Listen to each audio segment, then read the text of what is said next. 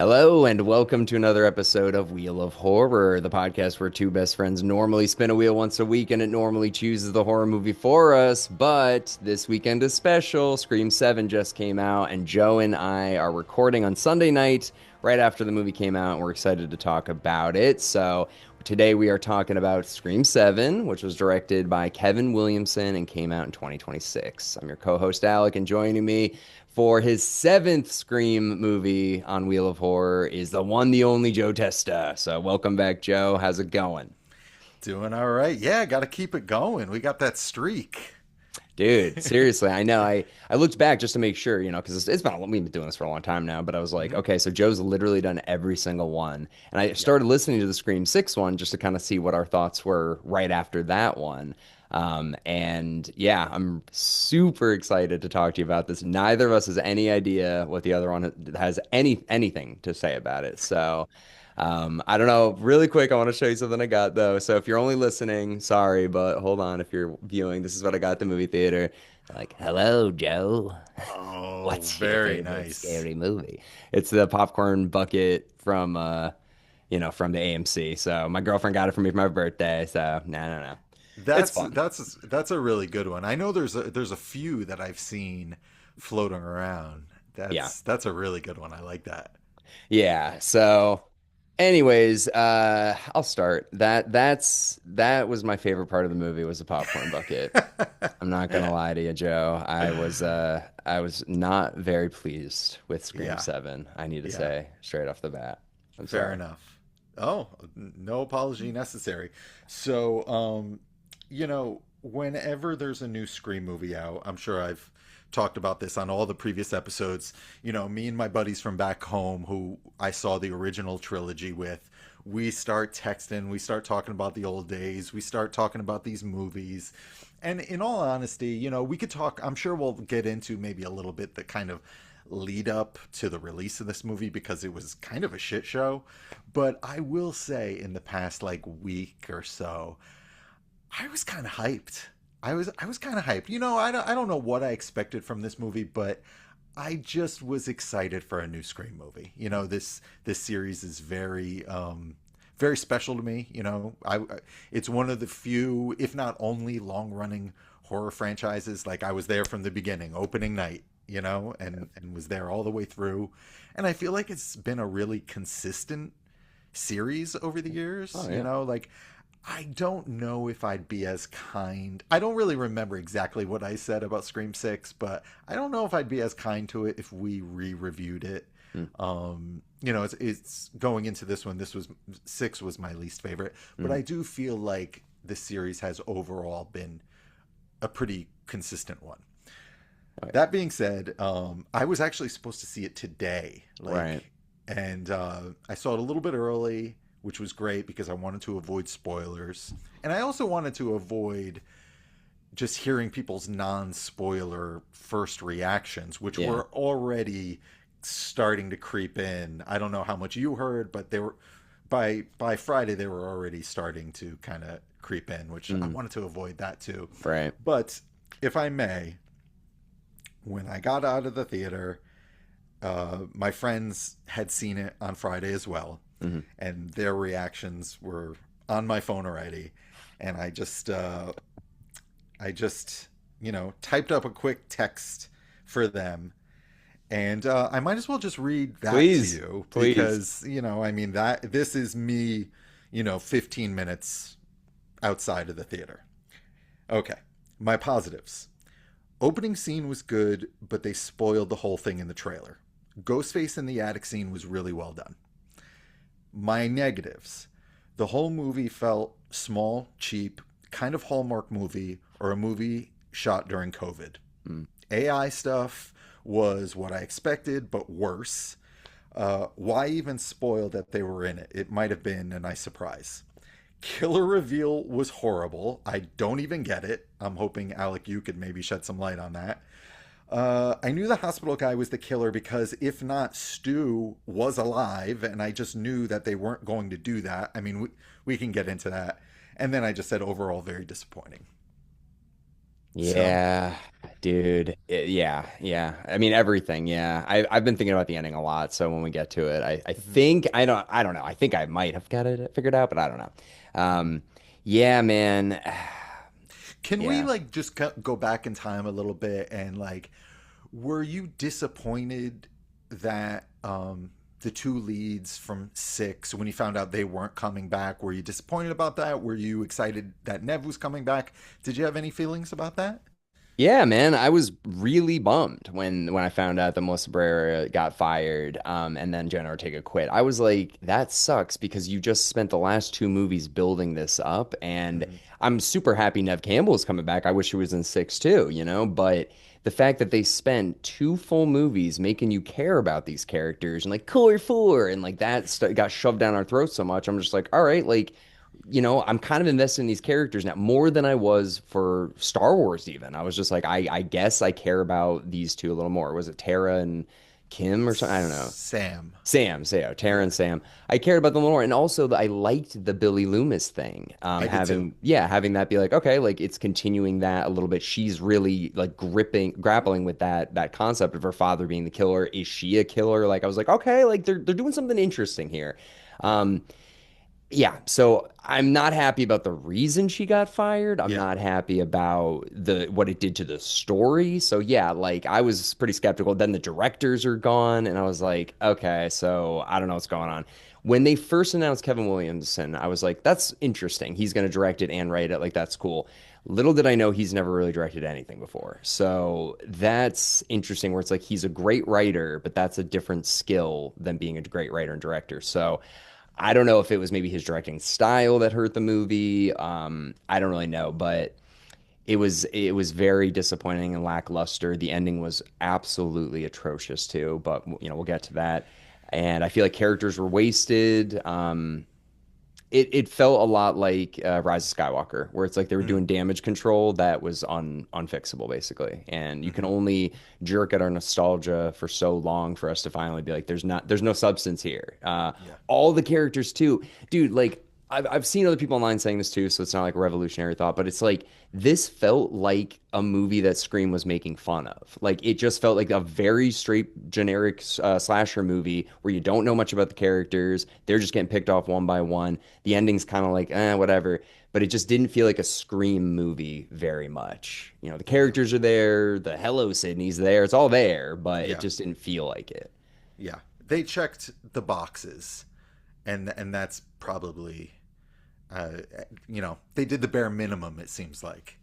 And I can only imagine what uh, the true behind the scenes story of this movie is. I'd be fascinated to know. Who knows, Yeah. because I mean, obviously at one time this was going to be something completely different with a different cast and a different director, and a totally different story, and then yeah, for reasons it became this. And yeah, I mean, to me, I always thought it made sense to move on from Sydney. Yeah. It's too bad that she, felt insulted by the whatever deal they offered her in six, Yeah. because say what you want about this movie, I do feel like Nev Campbell does deserve she does deserve to be on the shortest list of the all one of the all-time great final girls. Yeah, for You sure. know, Yeah. um, and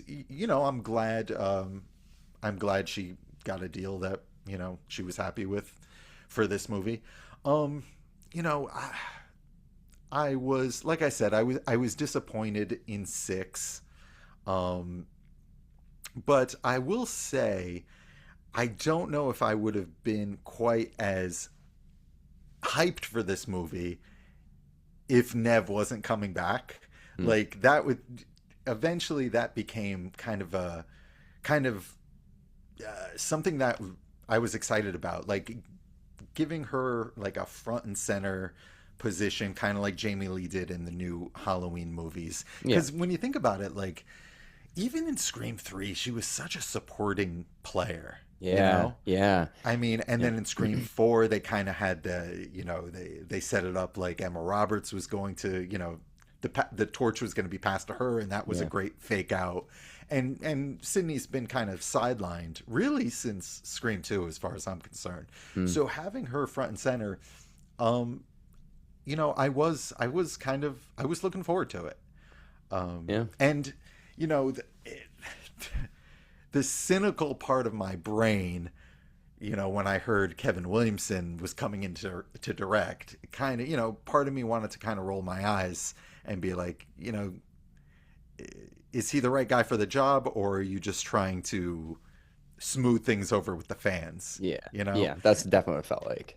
Yeah. I mean, but I'd say seeing his name got me kind of hyped too. I Yeah. mean, Kevin Williamson, Scream 2, The Faculty, Dawson's Creek. Like, this guy was such a huge part of my youth, Hey, didn't you you do that? I know? know what you did last summer also. I Did know you what you write? did last Yeah. summer. Yeah. Exactly. I mean, it's crazy. The guy is, kind of voice of a generation. That's a Yeah. voice of a generation kind of resume. Yeah. So, there was a part of me that, wanted to believe that, you know, uh, Kevin Williamson, had some kind of master plan this whole time. He was just playing 4D chess behind the scenes, but Yeah. when you watch this movie, it feels more like he was playing checkers. But, at the same time, like, I'm always hesitant to come down on creatives, because, you know, who knows what's going on at Paramount? Yeah. Like, the movie studios are just like such a gross place, and all of these IPs have just been kind of strip mined, and I don't know. I would like to think, the shortcomings of this movie were maybe not his fault, but who knows?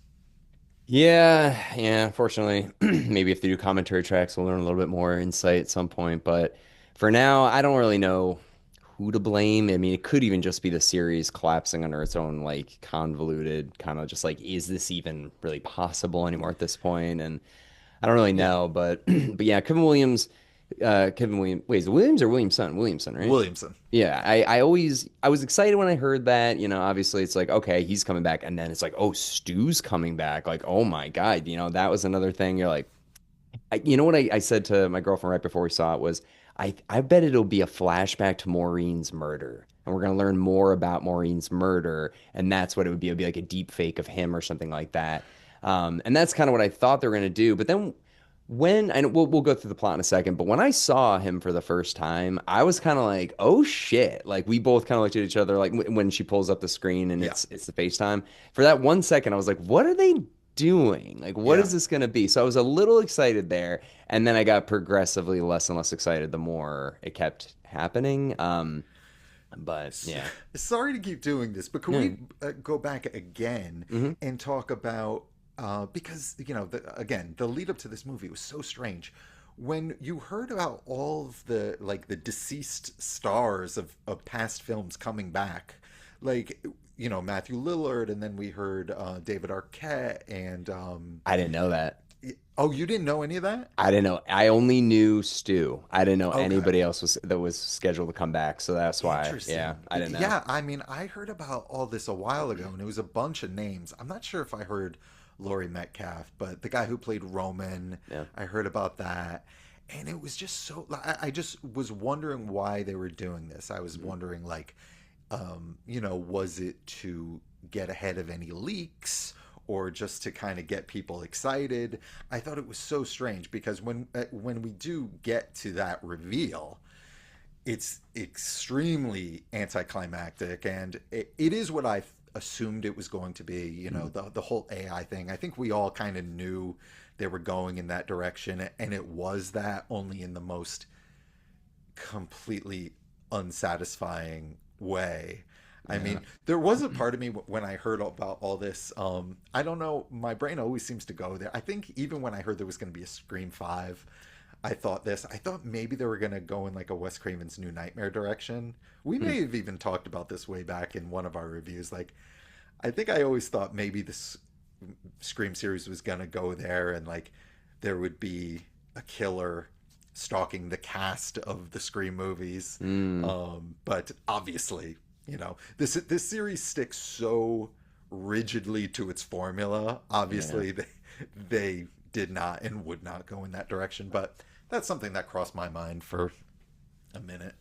Well, not that exact thing, but a little bit in this movie with I think that Carl, the first Ghostface guy, he's obsessed with Tori Spelling, who Mm-hmm. plays Sydney in the first Stab movies or whatever. So I was thinking maybe that is how he justified in his mind, well, I need to kill the real version of that to like make it complete or whatever. I don't know. But yeah, you'd be taking it an even step further, and it's like he's killing Nev Campbell, the Right. actress. Yeah, yeah, yeah. I thought maybe they would go in that direction at some point Yeah. because, yeah, I don't, like I remember reading in Fangoria that there was going to be a Scream 2 when I was 14 years old and thinking, isn't it a little strange that this girl is going to be stalked by yet another series, Yeah. and now here we are, Scream 7.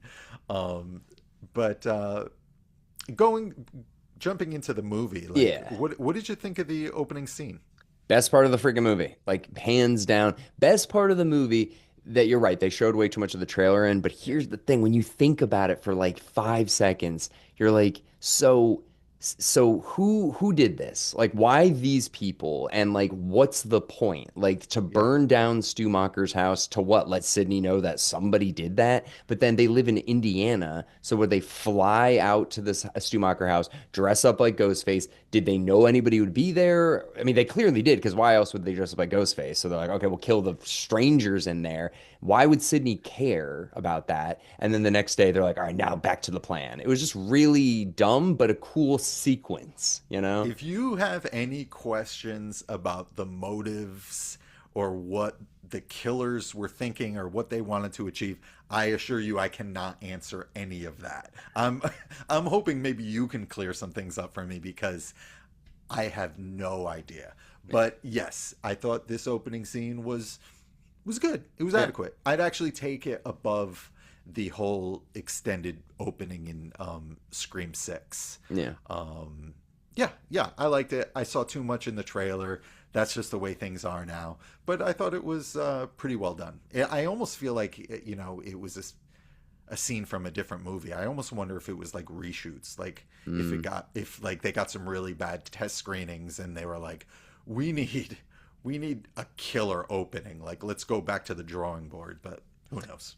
I think you might be right because yeah, it just doesn't make sense for the plot really. Mm-hmm. But it was very like well shot. Like the tension was cool. Like it was fun to like revisit the house and like see what somebody who's a fan of these series would actually be into. And the fact that they're Airbnb-ing it out is crazy.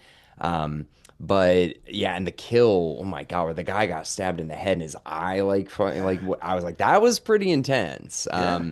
So yeah, I thought the intro was pretty good. And But then yeah. speaking of the trailer, could I just say, like, that was something that kind of got me, hyped for this movie. I thought the trailers were effective. Hmm. I thought they looked intense.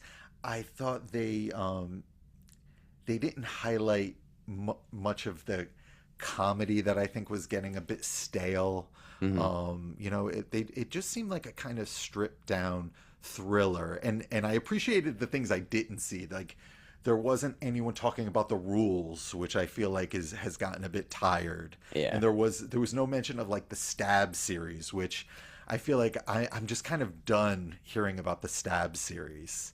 It's just, I mean, sometimes it's cleverly weaved in, but like I just something I loved about the original movie is it felt so much like the world we lived in. It's Right. just like they reference movies we knew, and now it's just like you know anyone could be a serial killer for any silly reason, and Yeah. they mostly just talk about this series that we don't really know anything about other than it's based on Scream. Yeah, it's even I remember in Scream 5, I love Dead Meat or whatever, but even they're showing like YouTube discussions about a fake franchise within this Right. franchise. So yeah, it is getting a little crazy.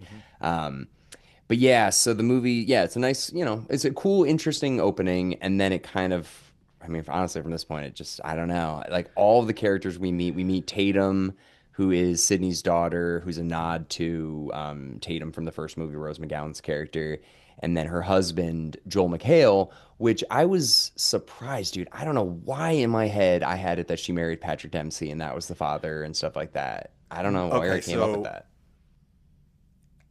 his name is Mark, Hmm. and Patrick Dempsey's name is Mark, and they're both Oh, cops. So what the I'm fuck? under the impression that it's the same character. But her name is Evans, right? Or Mrs. Evans I or think something like that. so. I His think. name was Kincaid Oh in yeah. Scream 3.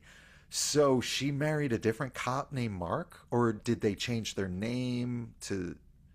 I don't know. I'm sure there's some kind of Scream super fan out there that could answer this question, but I was confused. And I thought this would have been Patrick Dempsey, but I think he has his own show now, and I Uh, just don't think they could get him. that was really confusing. Yeah, because I was like, yeah, because my girlfriend and I watched Scream 3 this week. We're just like, yeah, I haven't Mhm. watched that in a while. Let's put it Yeah. on. And we're Hmm. like, yeah, I'm pretty sure. I was like, I think that's the husband. And she's like, he's not in the new one. And I was like, okay. And then yes, we meet Joel McHale, and yeah, exactly. He's a cop in this town, and you're like, all right. So they live in Indiana now, in a town called Pine Grove, and Sydney owns a coffee shop now called the Little Latte Coffee Shop or whatever. And her husband's a cop, and her daughter is a student or whatever, and she's got a boyfriend. And this is kind of the scene where I was like, uh-oh, where they just Yeah. did like a remake of the first movie where Billy crawls through the window. I think the Right. music was the same, It and was. and the only thing that was really different was just like I was home watching a scary movie. It's like a which one? It was just like the first stab instead of The Exorcist. So it was kind of like, why are we doing this? What are we Yeah. doing? And we've done it before. Yeah, Like Scream 4 had an almost identical scene where Emma Roberts' boyfriend crawls into the yeah, window and Nev Campbell says, you remind me of me when I yeah. was young. I like, look, I'm all about Scream nostalgia. It works on me. I mean, I love this series. I have so many memories attached to this series, but I was thinking like this all feels kind of been here, done that, Yeah. and even the just interplay between the characters wasn't something was off. Something was off there, and my just kind of biggest probably beef with this movie, maybe not my biggest beef, but the thing that you know bothers me about so much these days, and I'm like a broken record on this podcast about it, is the look of this movie. Yeah. Like I said in the text to my friends, like it just has that horrible digital Hallmark movie, streaming movie. Like there was just nothing cinematic about, I didn't notice it in the opening scene, but in these scenes at the coffee shop, and I am just thinking, am I watching some kind of, pilot for a Scream show on Paramount Plus? Yeah, it felt like that. It really did. It really did. Especially the town. If that's not a set, then damn. Like it looks like a Hallmark movie set, like a Christmas village or whatever. And Yeah, it's just like a narrow street and it's like the post office and the general store. And it was just like, I mean, it's idyllic and it's pretty, but it felt like a movie set. yeah. Yeah, yeah, it's definitely the worst like looking Scream movie, which is kind of crazy. Yeah, and then the characters that we meet are the most like this is like a Friday the 13th movie. They're just like disposable idiots that we literally never know anything about. And that was kind of like, not every character in Scream, but that was kind of one of its strong points is like it kind of like you had conversations where you learned a little bit about people and Randy in the first we get to go to his job and we get to see various things and I felt like they didn't even try in this one. They just really were like, yep, yep, yep, these are her friends. They're going to be dead in 15 minutes. It's fine. Don't worry about it. And we get introduced to this mother son combo at the Yeah. coffee shop, and to me, they are laying it on very thick that these are suspects. And I'm really hoping that is not the case. And I'm thinking to myself, well, Kevin Williamson is laying it on thick for a reason, probably because he wants to, misdirect. Hmm. And I guess in some ways he does, because only half of this duo turns out to be the killer. Forgive me, I can't even remember their names. But Jessica is the blonde woman. okay, so and she mentioned something about a past, a complicated past. She had a abusive husband, and that's a clue. We got a similar scene in Scream 6 where the redhead, the who turns out to be one of the killers, talks about having some kind of dark backstory. Things like that, they could be red herrings, but sometimes they are a clue. Yeah. Yeah, no, definitely. I mean, and that's dude, especially in the coffee shop. Yeah, they have this back and forth, Sydney and Jessica, who ends up being the killer. But then the guy at who orders his latte, and it's like Carl, and the guy's just like, and he's like, give Right. me a coffee, Right. Sydney, and you're like, okay, that guy's what the fuck's with that guy? And then he Right. is the killer. You're like, oh my God, it's so like heavy-handed at that point. Um, yeah, so then I think, Jess or what's her name? Oh my God, Tatum and her friends are walking like, my mom has PTSD, but I like feel like I don't know her and she's like a pain in the ass to me and blah blah blah. And it's like, well, whatever, I'm having a party tonight and like we've got rehearsal and just kind of all this or disposable dialogue. But the first thing that like really kicks off the movie is when Ghostface calls Sydney and she's at work. Right. And it's like she's very nonchalant about it. She's like, "Oh, hi, hi. Oh, okay, yeah, that's great. Like, oh, you burned down the Schumacher house? Okay, awesome. Like, I don't care." And then it's like, "Why don't you stop hiding behind the voice box or whatever?" And he's like, "I'm not hiding this time, Sydney." And it comes up and it's a FaceTime call and it's Stu Macher, so we Yeah. think, but he looks older. Obviously, it looks like Matthew Lillard now. He's got all these scars on his face from when the TV smashed his head in and he didn't die, apparently. And yeah, she's like, I burnt down my house. I'm gonna kill you and your daughter. I think I don't remember everything. Obviously, we just saw Yeah. it a couple days ago, but yeah, he's like threatening her and her family again, and she's pretty like, what the fuck? And even everybody in the movie is like, it's probably deep fake. Like, there's no way this guy's alive. Right when I first saw it, I was like, whoa. But then a couple seconds later, I was like, yeah, it probably is just deep fake. But Yeah, and it is jarring. It's a jarring moment where all of a sudden, whoa, there's Stu. yeah, Um, but at the same time, I'm thinking, if it really was Stu, would he just all of a sudden out himself like this? yeah, I think it was, very obvious immediately that, there was some kind of AI trickery going on. And I just didn't think the movie was going to retcon him being alive. I just yeah. didn't think they were going to do that. So, all of this, I don't know. I think the Stu thing should have been done with a little more mystery. I just think Yeah. it's immediately obvious that this is, not what it seems. The movie shows its cards really early with Yeah. that, and then very soon after that, when they kill Ghostface, like mid-movie, you're like, huh, okay. Hmm. So this kill now, when she's telling Sydney, like, I'm right outside your daughter's school, like, let's see what Yeah. happens or whatever. I thought the kill was probably the best in the movie. And if that says anything for what the rest of the movie is, basically, but there's a kill coming up later that I hated. But actually, I don't know. The stab in the head definitely was the thing that was like, Yeah. whoa. But this one was the most like, I don't know, artistic of the Scream, kills in Yeah. this movie.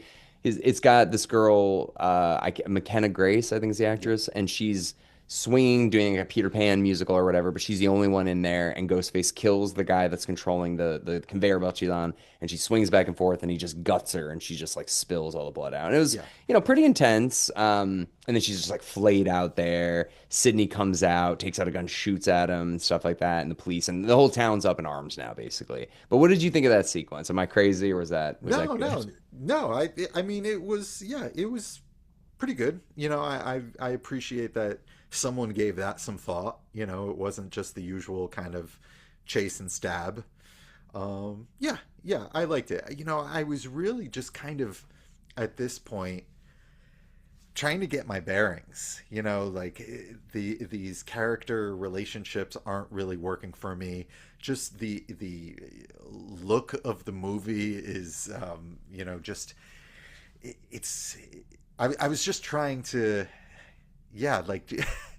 I don't think I could really just kind of lose myself in the movie because it just wasn't clicking for me. So much of Mm. it. But yeah, this as a kill, pretty good. Yeah, I mean, there's no there's no stakes because we don't even know who this girl is. All we Right. know is that she's like, "There's a party in my house tonight." It's Right. like, Yeah. okay, and then And that's I it. And and maybe in one draft of the script she lived to get to that party, and then they said, "How much is that going to cost?" And they're yeah, like, "Nope, yeah. party." And then you get this kind of tiny little red herring with the drama teacher Right. who like gives Tatum a bunch of shit where he's just like, you're Sidney Prescott's daughter. Like you got to be tougher than this. It's like, what Right. she's a dog in a stupid high school play. What does she need to be tough? What are you Yeah. talking about? That was so weird. But for a Yeah. second, it makes you think like, okay, is this guy like, did he go grow up with Sydney? Is there some more context with him? But no, that goes nowhere. Um, but anyway, so yeah, so that's the first. That's like what sets the town off. The town of Pine Grove is like, oh shit, Ghostface is back. It's coming after Sydney again. And the cops and everybody's like, all right, let's make sure the house is safe, basically. And they go in, Right. and this scene was pretty cool. I mean, like the going through the house. I was kind of confused where the other cops were during the scene, Hmm. like, but it's just like, okay, you can take care of your family alone. And Ghostface captures Tatum for a second, holds a knife to her throat. Sydney comes out, the husband's there with the gun, and he's like, I want her, basically. Yeah. And it's like a pretty kind of fun fight, and yeah, I mean, If what'd you think? not, I'd say if it's not the opening scene, this is my favorite scene in the movie. Yeah. And I feel like the movie kind of won me back at this point. I thought it was intense, and I don't feel like we've seen a whole lot like it in the series, just like three people against Ghostface, and I just thought it was pretty well done. I Yeah. thought I could definitely feel kind of my pulse quicken a bit, and the movie just kind of came back to life for me, and I was like, I was relieved, Yeah. because it was, I was fading quick. Mhm. So this brought me back. And this is the scene they showed in the trailer too, where they get in the safe room. But the thing is, it's like you get in the safe room, which is to keep you safe, and then you Right. immediately crawl through an Right. unsafe area to get out. And I was like, why would you Yeah. do that? Like, call the police from inside the safe room and be like, hey, he's here. Our Right. husband's hurt. Like, but they're like, no, we both need to go like out. And I was like, Right. Right. it's a cool looking scene, but the logic is not there. Mm-mm. Anyways, so this is kind of where the movie I was kind of like, oh boy, they're really shoehorning this in now. It felt like when they were looking at the script, like, okay, so people are gonna like this. Now we bring Gale back, and you're just Yeah. like, okay. So what happens is Ghostface, he escapes at the house, he starts running, they like push him, kick him out the door, and then he immediately gets nailed by a car and dies. And the audience is like, oh, subverting my expectations. I And mean, in fairness, at this point, I am like, okay, yeah, this is something new. We've never seen, a ghost face taken out so early. yeah. So, yeah, this all definitely had my attention. And yes, we do. Then who's driving the van? Gail gets her, her little moment here. Yeah, yeah, and she comes out. She's like, "Hey, fuckers! Like, I'm here."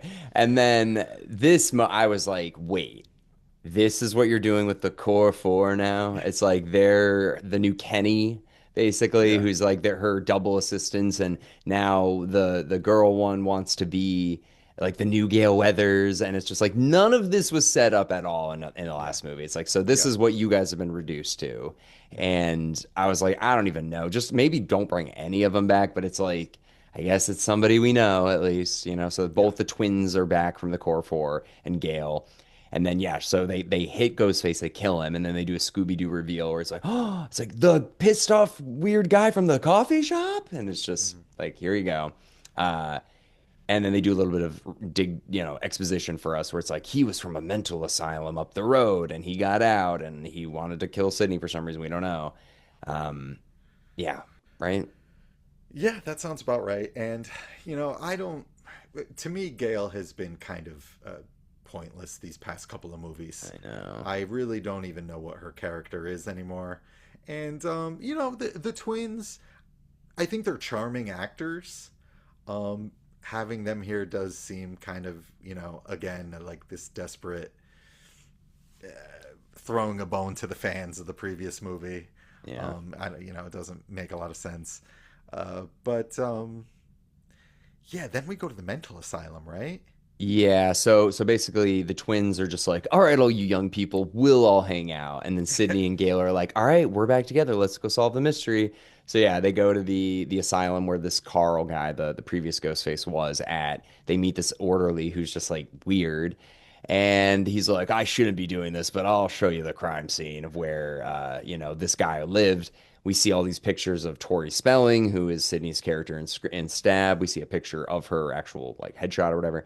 And then they show the picture of Stu Macher to this orderly. And it's like, do you recognize this guy? It's like, of course, that's John Doe. He's been in a coma since the 90s. And it's just like, oh boy. And So it wasn't immediate, but once this scene kind of sank in, I knew this guy was one of the killers. yeah, That's what I was trying to text my friends, because if not, then Stu is alive. And I never really considered, I just never thought they'd go there. Like, to me, Stu was not going to be alive in this movie.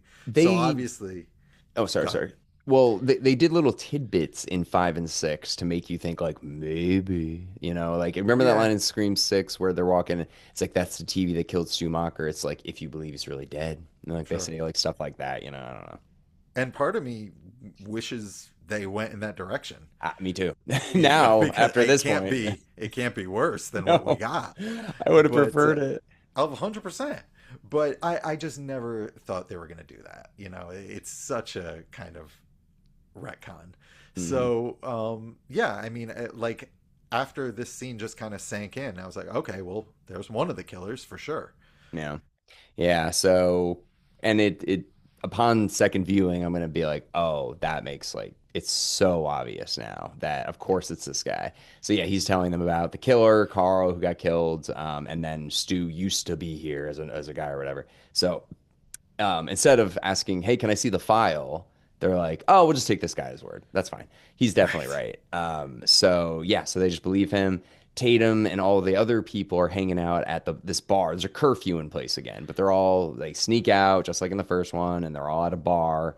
And one of Tatum's friends owns the bar, or her family owns the bar. So I love it. She's like, all right, guys, like my parents can't know we're here. So I'm gonna go turn on the fryers and the ovens and make fries and pizza for everybody. I'm in high school. I'll definitely be able to clean it up without them knowing. All right, let's go.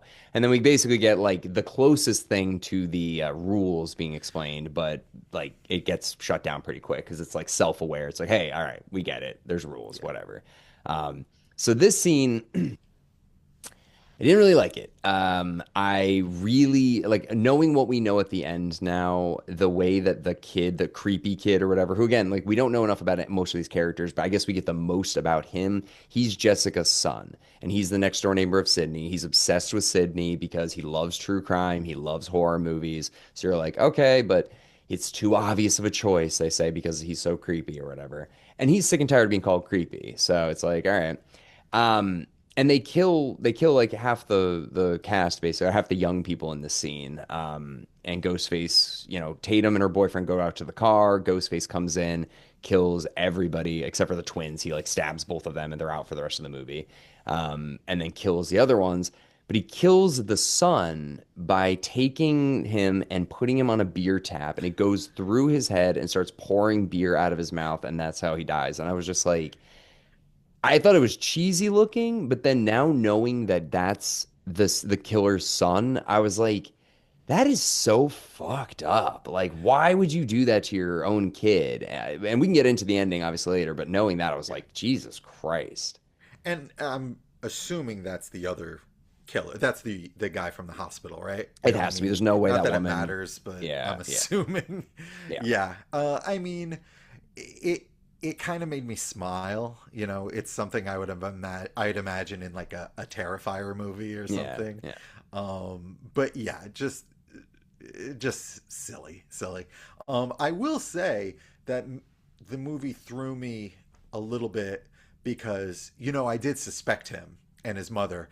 And he walks into the kitchen and he comes out holding a bloody wound. And I'm Mm, like, oh, he's pulling a Billy right. or a wrong. We didn't see him get stabbed. He's doing, the usual shtick. Yep. But then he collapses and when the killer does do that thing with the beer tap, I'm like, okay, all right, fair enough. You got me there, movie. I'm not really sure who the other killer. There's got to be at least two left. Mm. So And then the yeah. next scene is basically they put out that it could be the boyfriend because this scene Oh was God. insane because Oh like my God. dude, they're at the bar talking about what's happening or whatever. Wouldn't the boyfriend thing to be like, hey guys, actually, so I've been doing this research on my own to see if it's possible to do deepfakes. Let me get my Yeah. laptop. I'll show you guys. That doesn't happen. What happens is Tatum comes in the car with her boyfriend, sees his laptop like creeped open or whatever. So it's like, what, you guys, would you just leave it there for hours like that? And it's not Yeah. dead or whatever. So she opens it all the way and she sees Stu Macher and her boyfriend on both sides of the screen in green screen. She's like, Yeah. what is this? And he's like, oh, I was just testing it to see if it's possible. And it's like, Yeah. what? She just takes and beats the shit out of him with it and runs away. So I was like, okay, maybe it's him. And then You immediately he gets know, killed. and I never really suspected it was him because that's not how killers are discovered in these movies. Yeah, yeah, Like when yeah. a killer gets found out in these movies, they're like, "Oh, like same stuff we use for pig's blood." They immediately turn into they do the killer shtick. Right. They're not trying to like cover. At least that's how it seems to me. You're right. Um, but I was gonna say something. Oh, also the twins get laid out in this scene. Yeah. I don't even remember what happens to them. They get knifed, It's just the like both of them. Yeah, and plot armor cuts. they both fall over. Yeah. Tell you the truth, like I was curious if they would survive this movie because they've really been through a lot in the past couple of movies. But the trailer made it seem like this was going to be like a kind of take no prisoners type of movie. Hmm. But then, I'm watching it and it's just like killing siblings could be that's a dark way to go, especially twins, you Mm. know. And I just don't feel like watching this movie like it doesn't it's a very hard thing to articulate. It's like after surviving two movies, they shouldn't get killed in this movie because this movie feels so inconsequential and it doesn't even feel like an official movie. Like I don't know if I'm articulating myself as well as I want to, but like it I don't know what else to say. Like I didn't want them to die. I didn't think they were going to die because if they did, this movie would have to take time to acknowledge that, and they were such small characters in this. It's just like I don't know. I hope I'm not rambling too much, No, I know but what you mean. They're like stumped with what to do with them now because they're like the exactly, leftovers from a plot that was like clearly they were committed to, yeah, but then they had to just totally drop that. And they're like, right, well, we still have access to them, so we might as well use them. But right. like, I don't know what to do with them. And Just yeah, there's, just get rid of them. Just put them. Oh, I know. they get cut and they fall over and done. Yeah, It's and like it leads into, well, I guess simultaneously while this is all happening, I think one of the worst scenes in the movie, not the worst scene, but like, dude, what, like, not even the worst scene, but like a failed opportunity, missed opportunity to have Gail and Sydney finally have that interview. And they even acknowledge it. They're like, I'll give you a full interview on the air to coax the killers out to talking to us live on the air or whatever. And that was such a fucking nightmare. Like, and it goes back to what you were saying earlier about like Gail's character doesn't matter anymore. It's like she's regressed and like yeah, she's like she was in the first movie where we've seen her progression to becoming more of like a compassionate person. And then Scream 6, they kind of threw that out. She's like, now yeah, she's like trying to get back to the top again. She was learned nothing from her relationship with Dewey. She's got a new boyfriend. She doesn't care, whatever. This movie kind of continued that where she's like, nope, she's cutthroat again. She wants to be the best. Where I feel like they really could have had a nice heart to heart moment where, it's like, Gail, yeah, you have to acknowledge that like part of the reason this is happening is because of your book. Like what happened to me was terrible, but you lit the fuse. And that moment could have been really cool, but they never get anywhere deep. It's just I want that yeah. moment. I know. I want a real like 10-minute scene between them where they like talk this shit out. Yeah. You know? And not to mention, it just like I don't buy anything in this movie. I don't buy the relationships. I don't buy that they're even in a TV studio. Why is there nobody in this? There's Yeah. nobody in this TV I studio. know. Like I Yep. just don't buy anything I'm watching, and I'm thinking what an awful, like what a wasted opportunity. And I'm just trying to reconcile that. You mean to tell me Kevin Smith wrote, or not Kevin Kevin Smith, Smith. Kevin Williamson wrote this? I know. Like, there's something I don't know. It's There's such more. a yeah. Oh, There's sorry. more to it. This wasn't his script. I don't know. I just want to believe that this cannot possibly be the script that he was. You know, I would imagine he was under a very very tight deadline. He was also directing. You know, he doesn't have much experience. You know, I think he directed one movie, Teaching Mrs. Tingle, Yeah. which was back in the '90s. I'm sure he did some TV. He did a lot of TV. So I don't know what the real story is. All I know is this scene is tremendously disappointing. Yeah, it really is. It's like Star Wars. It's like you had the band back together and you couldn't deliver. So yeah, unfortunately that scene really goes nowhere. And then it even leads to a dumber thing where Sydney like runs out. She's like, she gets a call from Tatum. Or no, no, no. She does get the call from Stu, and it's like, I'm right outside of Tate, so wherever Tatum is, I'm there, and he's just like, oh, I gotta go save my daughter. So she leaves the station. She's pissed off at Gail. She leaves the station, and then she gets to her car. She's like, oh, I don't have the car keys or something like that. So she's like, I'm just gonna run, as opposed to just going back inside and be like, Gail, I need help, or Right. calling the police Yeah. and being like, No, hey, there's only like 12 people in this whole universe. I mean, yeah, it's just yeah, like it's yeah. it's completely abandoned. I know there's some, you know, they drop a line about a curfew, but it's ridiculous. She's like running. It looks like she's running on a back lot. Yeah, literally. And like if she really cares about her daughter and her daughter's safety, she would have just run back in and grabbed Gail or immediately called the police or anything other than I'm going to run like 5 miles right now and figure this out. So that's why she's running. And then I can't remember where Tatum is when Ghostface attacks her, but She's like hiding behind something, and then her boyfriend shows up right. and he gets killed. Oh yeah, she leaves the bar and then she's like, okay, I'm gonna run to my mom's latte Coffee store shop. because Yeah. yeah, there's a gun there. So she goes in there. She calls Sydney. Sydney then stops running and is just like, all right, here's what you're gonna do, and like tells Yeah. her everything over the phone and walks her through how to do it.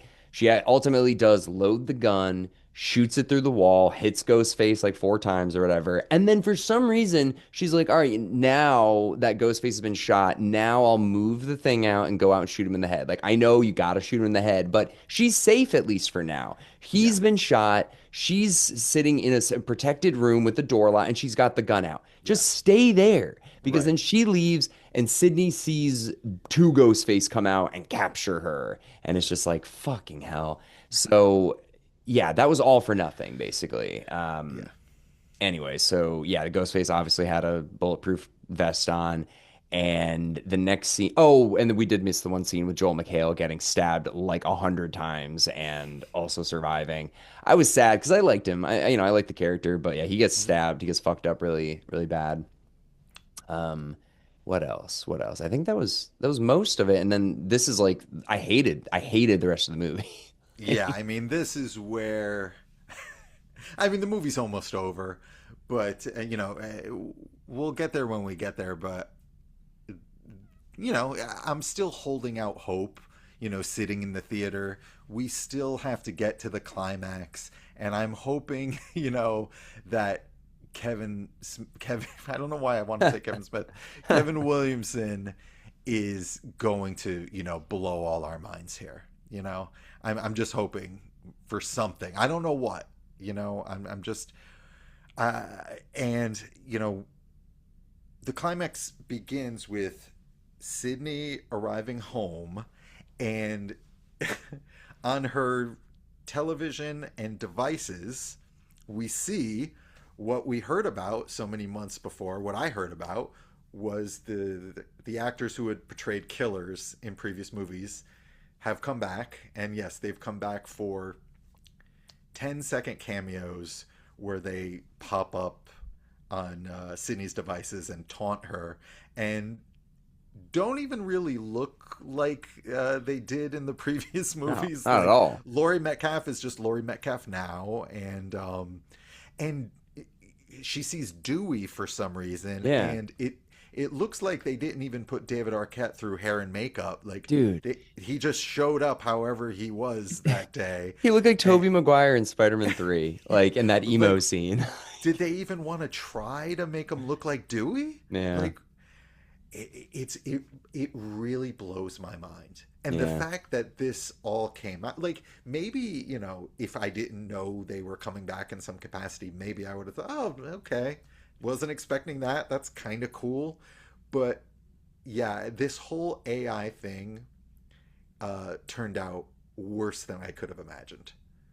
I would have preferred if they're gonna keep doing this, just try and like, I don't know, not de-age them, but show what they looked like at their prime to make it be That's like, wow. that's the thing. Yeah, Yeah, like just Laurie Metcalf showed up however she was, and they're yeah. like, stand over there.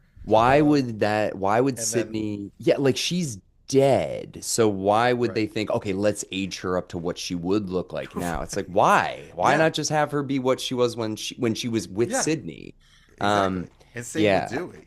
Yeah, You know, really odd. Yeah, why is Dewey even in this at all? Like right. everybody else is there. Yeah, it was really weird. And then really quick, just to on more on this subject before, throughout the whole movie, Stumacher's on the phone. That looked cheap and weird too. Like the It just did. like the way it was shot. And I hated how every time he ended the call, he's like, "I'm going to see your daughter, Sydney," and like Yeah. pressed it like really. I'm like, nobody Yeah. ends calls like that. Like, why did it have to be Right. this big elaborate finger like pressing of the button? It was really felt cheap and like weird. Like, There is a fan film like vibe to these whole proceedings yeah. that I just could I could not shake. And then it's all leading up to the big moment, and I don't even know what to say. There's the killers do their usual spiel where they you know uh, wax poetic about why they're doing what they're doing. Yeah. But to tell you the truth, I kind of mentally checked out at this point because I knew, wow, this movie isn't just disappointing, it's kind of a debacle. Yeah, it was just like, okay, so the AI is real. It's not Schumacher, Yeah. and they reveal that it is her next door neighbor Jessica and the orderly from the place who is working with Carl.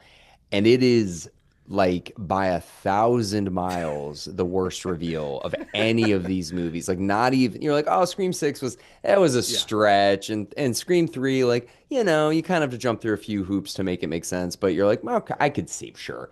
Yeah. This is like, what are you even talking about? Yeah.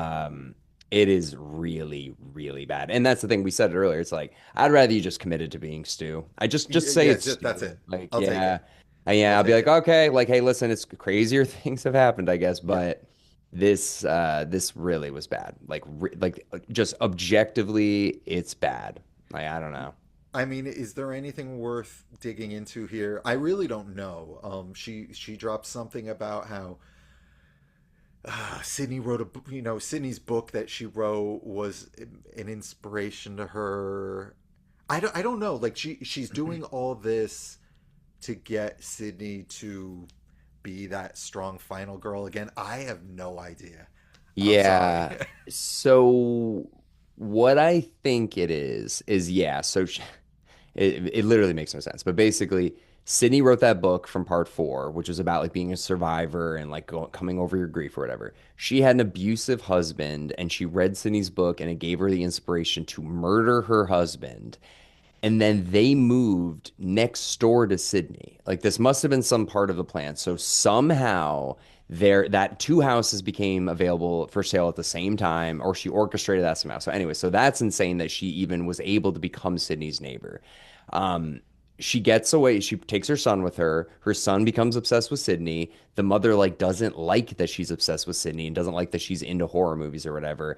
And she kills her son in the movie. And they even acknowledge that during this whole monologue. They're like, "You killed your son." It's like he was too much like his father. It's like, so you use the motivation of Sydney to overcome the strength to kill your husband, who I'm assuming was abusing you and potentially your son. So it made you be like, "I'm gonna save my son from this situation." Then kill him. And the reason that she decided to turn on Sydney is because she wasn't involved in the New York incident. So it implied that she had moved on with her life and she wasn't the survivor person anymore. It went against what Jessica in her mind had built Sydney up to be. So she said, okay, what I'm going to do then is pass the trauma onto your daughter to make her be the new survivor girl who won't let me down in the future, who will then continue what has been happening to you and be my rock and inspiration, essentially, to be a survivor. That's what I think it is. But I don't understand why Carl and this other orderly are involved in this. He's like, I used to work for Google, and that's why I'm good at deepfake. It's like, so, okay, why are you doing this now? Like, yeah, it was really, really stupid. I find it very hard to believe that Kevin Williamson found that acceptable. Like, I just, I mean, I just can't wrap my brain around that. And what is all this? Not that a Scream movie always has to like beat you over the head with themes or be super kind of timely, but I just feel like they usually are in Yeah, some way. yeah, And they usually age really well. Like I mean, we talked about in Scream 3 where they were exploring just kind of the really dark sides of Hollywood, yeah, and Scream 4 was actually really kind of an exploration of kind of influencer culture. You're like yeah, the obsession with fame and stuff like that. 5 had interesting things to say about kind of internet troll culture, yep. and even you go Toxic back fan to the space. first one.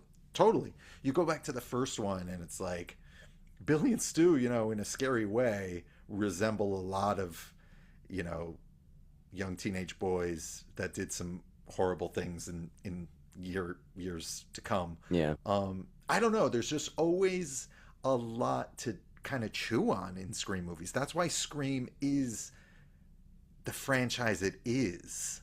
No, You yeah. know, and I'm all for dumb fun, but I just don't know what to make of this, and I can't wrap my brain around essentially the creator of the series signing off on this. Well, I saw this after the movie, but there's a quote from Kevin Williamson saying Scream 7 is going to be less meta and more gore. And I think the final scene really puts the pin in that because the reveal was so bad. There really is no meta about this movie. And like you're saying, there's no commentary on horror at the time or any film industry things at the time. And then the way the killer gets killed is by like RoboCop face getting like like it was like Inglorious Bastards. Like I, the face just gets like Terrifier yeah, falls off, and yeah, you're like, yeah. okay, so there's no meta and it's more gory. All right, well, at least you stuck to that, Kevin But there Williamson. was nothing to it either. The, the, No, the whole thing felt like they were like, Kevin, you have 5 hours and 3 setups for this whole. Like it was in the backyard of the garage. We're done. yeah, It's like when you think about like some of the climaxes we've got in these movies, some of the set pieces. Like I just rewatched Scream 2 like a week ago, mm, and I've always loved Scream 2, but I was just kind of in awe of some of these set pieces, yeah, and we don't have Wes anymore, yeah, and that's a big thing. And Kevin Williamson over the years was very outspoken about how he would say the real like scary set pieces he would just write, killer chases girl and like hand it over to Wes, and Wes would make something out of that. right. So his presence is missed, and yeah, I mean, I just find it very hard to believe that anyone with love for this series would find any of this acceptable. Yeah, I mean it's making a lot of money already, so they're definitely gonna make Scream 8. But I Hmm. just, I think the thing is I had heard that obviously they were supposed to continue at the four core or for core four. Like that wasn't a plan to just drop all that. And I think, dude, it would have been so sick if Scream 7 was Sam, because Billy Loomis basically convinces Sam to then try to kill Sydney. So Sam maybe becomes like the new Ghostface because she's like, finish what I started, and she's been going crazy throughout 5 and 6. And it's like that would have been a cool like way to bring it all together and have Sam be Hmm. like, okay, I became the victim. I was actually evil the whole time. And then have Sydney maybe kill her. I don't know. But the way that this is going, it really feels like the new Star Wars movies, where it's just like Hmm. they just are always trying to figure out what they can do because so much shit happened behind the scenes or whatever. Right. But it's a mess, and I mean, obviously, I'll still see Scream 8, I'll still see Scream 9, 10, 11, whatever, but they gotta fucking get back on course, and Yeah. I don't know how they're gonna do it, but Yeah. I mean, maybe one day we'll find out about what a debacle this was behind the scenes. I mean, I remember when Kevin Williamson was on kind of the press tour for Scream 5, he was on the podcast with Mick Garris, post mortem. And it was right after kind of like the Weinsteins were gone and he was really freed up to talk about his experiences. And he talked about what a nightmare that was. mm, A lot of things. He talked about how awful they were to Wes, and I don't know if you know about the making of the movie Cursed, which was another Wes Williamson collaboration that mm, the Weinsteins destroyed, and all this shit about Scream 4. So who knows? Maybe someday things will see the light of day. But look, I mean, if I will most likely see another Scream movie, but if Scream just gets added to the list of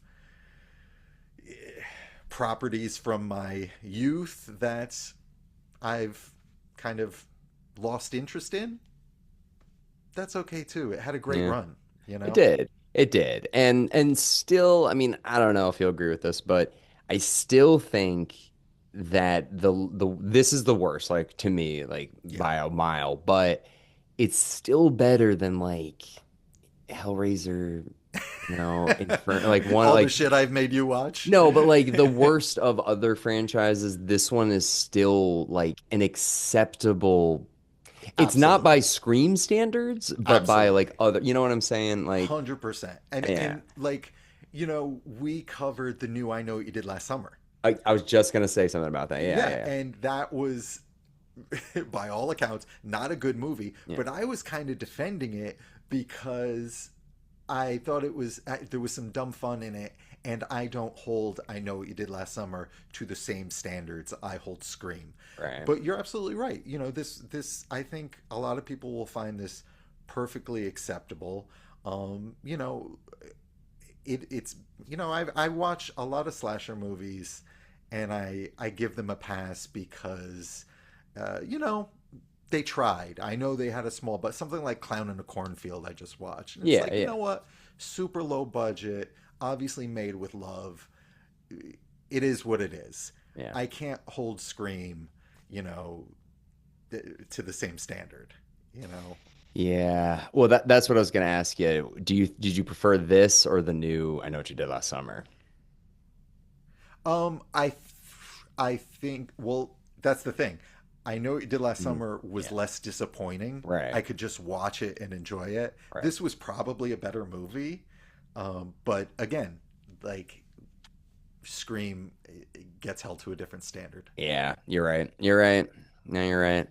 Well, I don't know. I was pretty bummed, but it's okay. It's the 30th anniversary of Scream. It's pretty cool that they're still making them, and they Yeah. haven't kind of like turned into Fast and the Furious or anything like that. They're still trying, you know. That's the thing. Like, I remember when we did our Exorcist Believer, episode, another, debacle of a sequel. Yeah. And I think I said then, and I stand by this, if there's one kind of positive that I take from all the endless sequels and reboots we get is it does inspire me to go back and watch watch the originals, or watch, I just, when a new Scream movie is coming out, I decide to, try and watch other slasher movies that I haven't seen. I watched one from the late '90s called Cherry Falls last night with Brittany Murphy, and I had